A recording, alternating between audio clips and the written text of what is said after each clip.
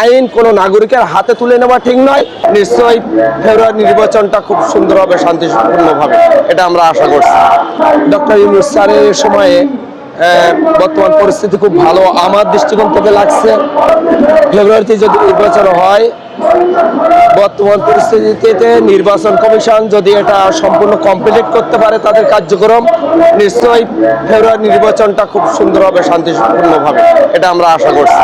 এটা সম্পূর্ণ নির্বাচন কমিশনের উপরে কার্যক্রম, তাদের অফিসিয়াল কার্যক্রম যদি কমপ্লিট করতে পারে, প্রস্তুত হতে পারে সম্পূর্ণ, তাহলে এই জন্য আমাদের এর কোনো অবজেকশন নাই।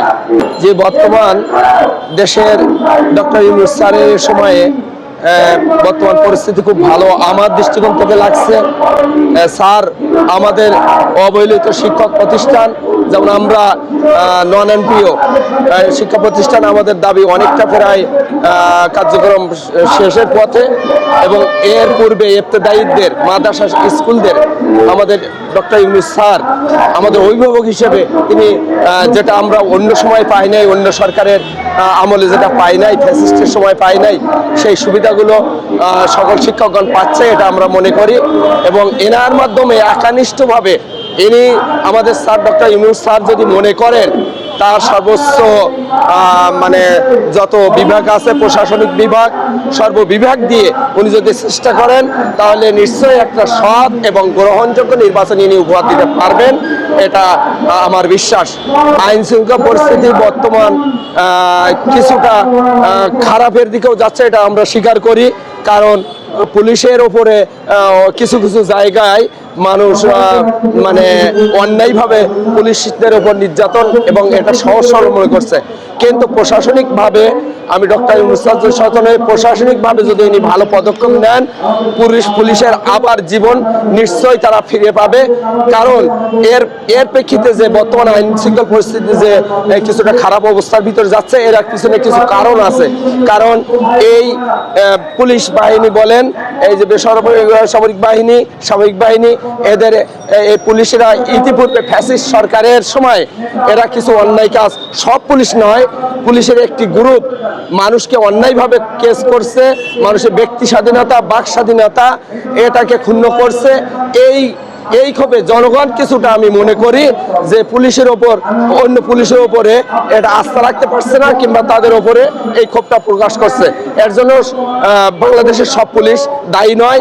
বর্তমান প্রশাসন এবং ঊর্ধ্বতন কর্মকর্তাগণ সচিবালয় থেকে সর্বদিক দিয়ে চেষ্টা চালাচ্ছে, যারা অন্যায়ের সাথে জড়িত ছিল সেই সব পুলিশদেরকে বেছে বেছে সর্বোচ্চ শাস্তি দেবার, এমনকি আমরা ইতিপূর্বে দেখছি যে পুলিশের আইজিকে যিনি কারাদণ্ড আছেন এবং তিনি তার শাস্তি ভোগ করছেন।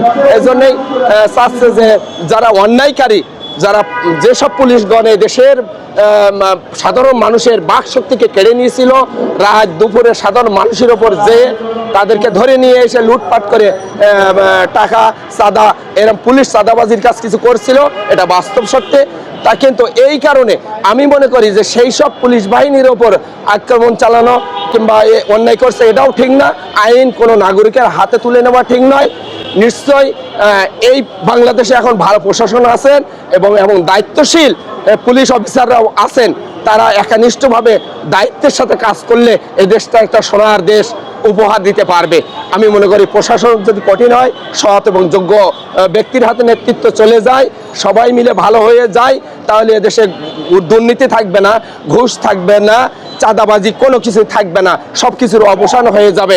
এজন্য প্রশাসনিক এবং বাংলাদেশের আপময় জনগণকে আমরা একটা ভাষায় বলে থাকি, government of the people, by the people and for the people. জনগণের জন্য, জনগণ কর্তৃক পরিচালিত শাসন ব্যবস্থাকেই গণতন্ত্র।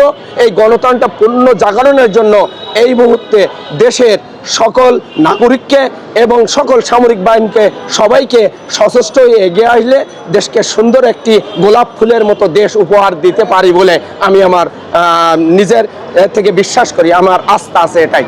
আমি চাই যে আগামী এমন একটি সরকার উপহার দেখ, যে সরকারের আমলে কোনো দুর্নীতি থাকবে না, ঘুষ থাকবে না, চাঁদাবাজি থাকবে না, আহাকারি থাকবে না, মহিলারা স্বচ্ছায় সারা রাত গোপন করলেও ওই মহিলাদের ওপরে কেউ ধর্ষণ কি চোখ তুলে তাকানোরও মানে ক্ষমতা থাকবে না। এমন একটা প্রশাসনকে, এমন একটা এমপি বলেন, মন্ত্রী বলেন, এমন একটি সরকারের হাতে আমরা ক্ষমতাটা তুলে দিতে পারলেই সবাই স্বাচ্ছন্দ্যে আমরা থাকতে পারবো, সুন্দর যার ঘরে থাকতে পারবো। যখন অপরাধীরা তাদের সঠিকভাবে বিচার পাবে, অপরাধী যখন তাদের কয়েকটা অপরাধীকে ধরলেই মানে বিচার যদি তাদের সঠিকভাবে হয়, কোনো রকম ফাঁক দিয়ে যদি ওই অপরাধী পালিয়ে যেতে না পারে, বিভিন্ন টাকা ঘুষ ইত্যাদি দুর্নীতির মাধ্যমে অপরাধীরা যাতে ছাড়া না পায়, তখন এই অপরাধী দেখে অন্য অপরাধীরা সজাগ হয়ে যাবে। তখন নিশ্চয়ই একটা সুন্দর দেশ আমরা উপহার দিতে পারবো ইনশাল্লাহ।